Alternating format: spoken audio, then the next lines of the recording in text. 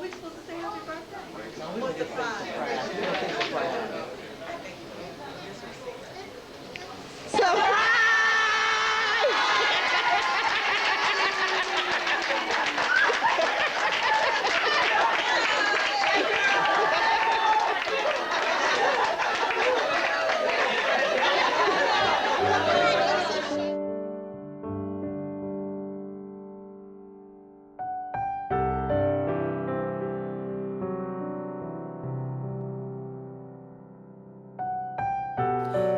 She was the apple of my eye, the best female friend I'd ever had, the supporter of my dreams, the encourager of my efforts, the foundation of my life, the soul that held unconditional love in her heart for me. She was my mother. I lost my beautiful mother 14 months ago on Christmas Eve, December the 24th, 2010. In her early 20s, she was diagnosed with an incurable disease. Although my mom had been ill most of her life, her death was not something that I was prepared for. Besides the constant pain I witnessed her having, besides the continuous hacking coughs, besides the many different medications, besides the 911 calls for help, besides the several hospitalizations, besides the fact that she had gotten to a point that she needed a wheelchair to get around, besides the fact that she could barely breathe even with the aid of oxygen tanks, besides the fact that she was barely able to get out of bed, and besides the fact that some on-call doctor was very unsympathetic toward me when he told me while I visited with my mom at the hospital, "I'm surprised she's still here. She's just on borrowed time." And then he walked out of the room. I was still in denial. I couldn't accept the fact that I was losing my mother little by little. Slowly, she was slipping away.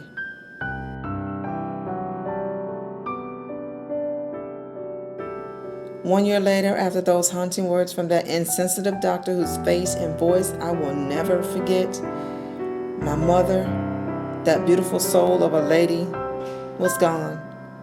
Her battle with sarcoidosis of the lungs was over.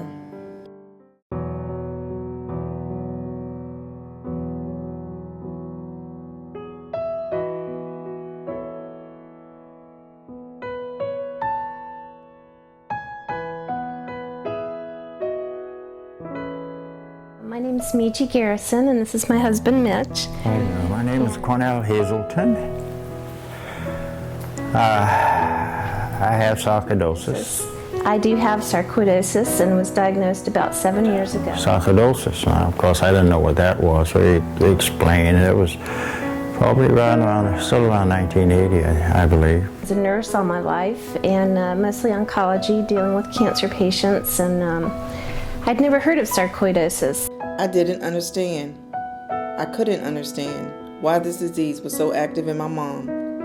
Although it didn't take her life in her early age, it did, however, cause her much suffering throughout her life. Almost 46 years of pain, doctor's visits, x-rays, hospitalizations, exams, and needles. She always said she had a fulfilling life, but it pained me deeply to see her suffer like she did. I'm Dan Culver. I'm a pulmonary physician at the Cleveland Clinic. My area of interest is in sarcoidosis, where I have a sarcoidosis clinic and also an active research laboratory studying sarcoidosis. And sarcoidosis is a form of inflammation. The inflammation can affect the lung or other organs in the body. We have been interested in understanding what mechanisms are available or what pathways are available to help turn off the inflammation. I think there's also a growing recognition that this disease has been underappreciated and undertreated for several decades now. And there's some recognition that there really is substantial impact on people in the prime of their life because of the disease. And so even if people don't die from the disease, the impact on their quality of life and their productivity over many decades is not insubstantial. So there's a real need to try to drive the research forward. To deal with her death, I visit her at her final resting place often. I keep myself active in finding ways to promote sarcoidosis awareness. I write in my blog on the inspire.com website, and I recently reached out and found a local support group. I shared my story with the members of the Tampa Sarcoidosis Support Group, and they in turn shared their stories with me. I'm a very good friend of Emma Carroll, who is the CEO of the Janine Sarcoidosis Foundation. Janine Sarcoidosis Foundation came about when my best friend, Emma Carroll, we've been friends for over 30-some, 40-some years, daughter became ill from sarcoidosis. When she finally went to a doctor and they did the chest x-rays and found out that her lungs was all messed up, darkened from the sarcoidosis that she had, then they sent her to another doctor. They admitted Janine to the hospital, but by the time they admitted, they told her she was so ill that she needed a double lung transplant and a heart transplant. And within 9 days from that, she was dead. I was amazed at how much information about this disease I found on the internet, yet most people and even some medical professionals have never even heard of it. As I mentioned, I had never heard of it, so initially I just, self-knowledge, I had to do a lot of research just to read about it and find out more, what does this involve. Well, sarcoidosis, most people don't know what it is anyway. You would have no idea what, I mean, you've had no other indication with sarcoidosis, you know, what is that?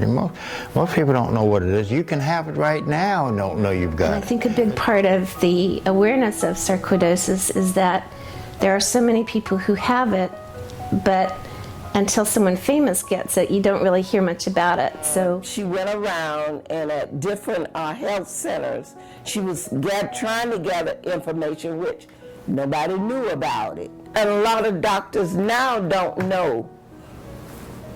Most have never heard of the medical term sarcoidosis until comedian Bernie Mac died from it in 2008. Still today, there are millions more that have not heard of sarcoidosis. Shortly after the death of Bernie Mac, the topic of sarcoidosis was present in the airways of America only for a short time. You may never have heard of the word sarcoidosis, but you may be surprised. It's a mysterious illness that you've probably never heard of. But it's believed tens of thousands of Americans have it, and many may not primarily even affects know the it. lungs. Most recently in the news was Bernie Mac, who died with a history of sarcoidosis. At our walk, we were able to contact Bernie Mac's daughter. And Bernie Mac's daughter, his wife, and her 2 cousins came. especially enjoyed hearing the daughter's presentation of how sarcoidosis had affected her life and how she saw her dad when he was going through, you know, the various stages. First, when Bernie Mac was diagnosed, his agent didn't want him to say that's what it was, because that's, you know, that's like a downer, you know. Well, nobody never heard of that, so you can't get out in public, you know, and say that. What is sarcoidosis? I've always wanted to talk on sarcoidosis, but not enough people have it to have a whole show on sarcoidosis.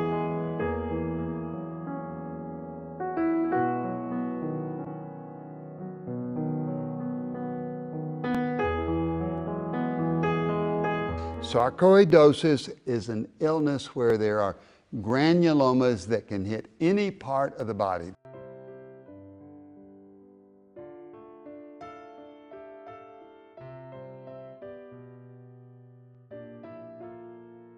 And all you do is have some enlarged lymph nodes, and it really doesn't cause anybody any trouble, rather than maybe some fatigue.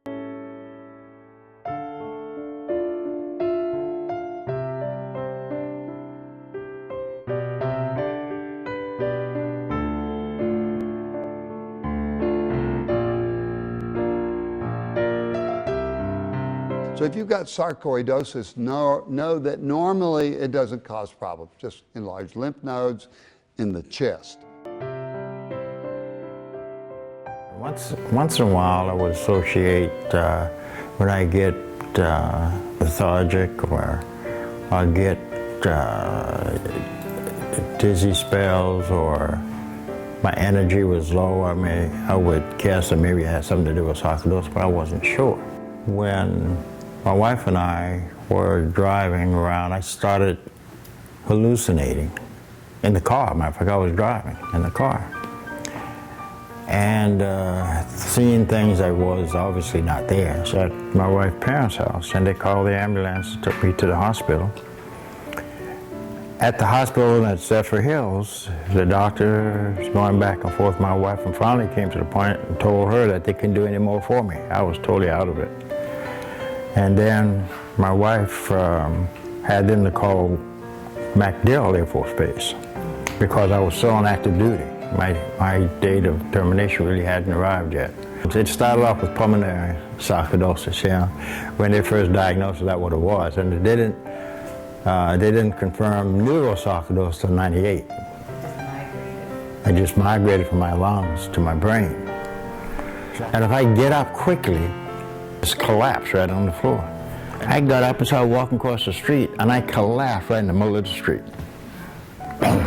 It scared the heck out of them. They didn't know what I'm just, we forgot this. On my retirement ceremony, this might be interesting for you. This is my retirement ceremony now. We were all up on stage, and it was my turn to get up to give my farewell speech, my retirement ceremony. I got up there and went totally blind. Totally blind, couldn't see a thing. I'm up there, everything is black. That lasted for 5-6 hours. And then my sight came back. Until about a couple of weeks ago, I came completely off of prednisone. So now I'm taking weekly injections of methotrexate, and we're hoping that that will work. We'll just see how that happens. My wife said I've been a gentleman ever since. Had this persistent cough that just wouldn't go away, and these night sweats that just were amazing. I just would wake up bed and myself completely soaked. And I started losing a lot of weight. I lost quite a bit, about 20 pounds in a short period of time. The sarcoid is involved in my spleen and my liver and my heart. The heart is the main issue with me right now. So I started on the prednisone. I've been on it about 7 years now. And even though it's a miracle drug for inflammatory type diseases, unfortunately it also can be bad news for the rest of your body. Other couples that we've gone on trips and just events we go to, and he explains to him, you know, when I have to maybe take a break and sit down and let them go ahead. I try not to, you know, ruin anybody else's time, but there's just times I can't keep going like everybody. So she has to give herself a chance to rest. And he's very understanding about that. It's been so helpful to me to have such a support person in my life, because without it, I don't think I would have made it so well. And I think a lot of times it's just hard for, I've got 2 adult children, you know, it's hard for them to realize how much it's affecting your life. Just, like I said, I didn't think it was going to really affect our lives as much as it has. I do hope that people will be more aware of sarcoidosis, just like you know, they're aware of breast cancer and heart disease and various illnesses that can occur. And I think once that awareness is there, more people will step forward to not only be tested, but also to be supportive of research and you know, hopefully find some better treatments and hopefully a cure even one day for this. That would be my dream.